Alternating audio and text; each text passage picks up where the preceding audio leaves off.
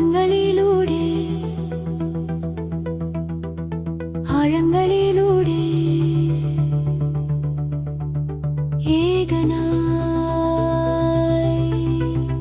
ഈ കോത്തഗിരി എന്നുള്ള പേര് കേൾക്കുമ്പോഴേ എൻ്റെ മനസ്സിൽ വരുന്നത് 3 കാര്യങ്ങളാണ്.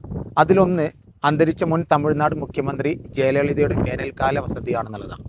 രണ്ടാമത്തത്, നമ്മൾ കോത്തഗിരിയിൽ നിന്ന് കോടനാടിലേക്ക് യാത്ര ചെയ്യുമ്പോൾ ഏപ്രിൽ മെയ് മാസങ്ങളിലൊക്കെ അവിടെ നിൽക്കുന്ന ജഗരാന്ത പുഷ്പങ്ങളെ കുറിച്ച് ഭയങ്കര ഫേമസ് ആണ്.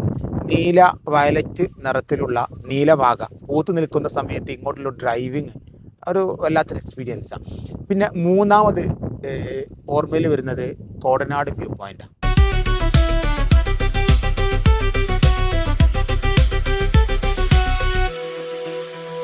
വർഷങ്ങൾക്ക് മുൻപ് തന്നെ കോടനാട് വ്യൂ പോയിൻ്റ് ഒക്കെ സന്ദർശിച്ചിട്ടുണ്ടെങ്കിലും ഈ അടുത്ത കാലത്താണ് തമിഴ്നാട്ടിലെ തദ്ദേശീയരായിട്ടുള്ള ചില ആളുകളോട് സംസാരിച്ചപ്പോഴാണ് മനസ്സിലായത് കോടനാട് വ്യൂ പോയിൻ്റ് കാണാനായിട്ട് വരണം, അഥവാ ഏർലി മോർണിംഗിൽ വരണം. അങ്ങനെ ഞങ്ങൾ ഇന്ന് രാവിലെ തന്നെ റൂമിൽ നിന്ന് 5:30 ഇറങ്ങിയിട്ട് ഇങ്ങോട്ട് വരികയാണ്. പോകുന്ന വഴിക്ക് നല്ല കോടമഞ്ഞും അതുപോലെ തന്നെ ഡ്രൈവിംഗ് ഒക്കെ ഭയങ്കര ബുദ്ധിമുട്ടാണ്. ഇവിടെ എത്തിയ സമയത്ത് ഇവിടെ കണ്ട കാഴ്ച അതൊരു അതിമനോഹരമായിട്ടുള്ള കാഴ്ചയാണ്. ശരിക്കും സൂര്യൻ ഉദിക്കുന്നില്ല, അസ്തമിക്കുന്നില്ല.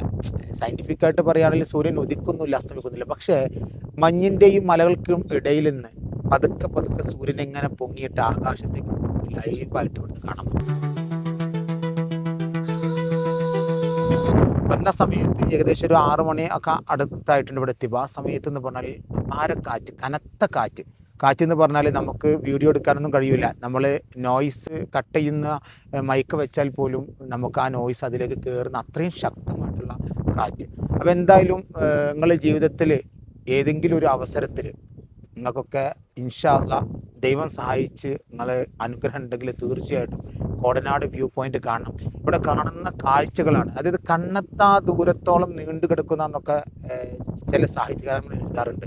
അത് സത്യമാണ്. ഇവിടെ വന്നാൽ കണ്ണെത്തൂല, അത്രയും ദൂരത്തിലാണ് വ്യൂ നീണ്ടു കിടക്കുന്നത്. ഒരു ഭാഗത്താണെങ്കിൽ മോയാർ നദി ഇങ്ങനെ വളഞ്ഞു പൊളിഞ്ഞൊഴുകുന്നു, ഇപ്പുറത്താണെങ്കിൽ മൈസൂർ പീഠഭൂമിൻ്റെ തൊട്ടപ്പുറത്ത് മലകൾക്കപ്പുറത്ത് നമ്മൾ കോടങ്ങനെ പുതച്ചു മൂടിക്കിടക്കുകയാണ്. നമ്മളെല്ലാത്തിൻ്റെയും മുകളിൽ നമ്മൾ